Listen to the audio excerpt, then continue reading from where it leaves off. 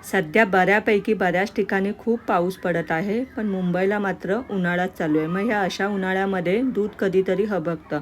मग ह्या दुधाचं करायचं काय, तर मी 2 चमचे दही टाकून ह्याला विरजण लावून घेतलं. हे असं विरजण लावलेलं दही आहे ना, त्याचं कढी खूप छान होते किंवा तुम्ही ह्या दह्यापासून पनीरसुद्धा बनवू शकता. मी मात्र कढी बनवते कारण कढी खूप छान होते. कढी बनवण्यासाठी इथे मी 2 ते 3 तास विरजण लावून दही ठेवलं होतं. नंतर यामध्ये 1 चमचा बेसन टाकलं आणि छान घोळून घेतलं. दुसऱ्या साईडला ओलं खोबरं, हिरवी मिरची आणि थोडीशी जिऱ्याची चटणी वाटून घेतली. स्टीलच्या भांड्यामध्ये तेल गरम केलं, त्यामध्ये टाकला आहे ठेचलेला लसूण आणि कढीपत्ता. चरचरीत फोडणी झाली की चटणी टाकायची आहे आणि हे जे आपण दही घेतले आहे ना घोटून, ते टाकायचं आहे. व्यवस्थित सगळं मिक्स करायचं. हळद टाकायचं. एक उकळी आली की ह्यामध्ये मीठ टाकायचं आहे.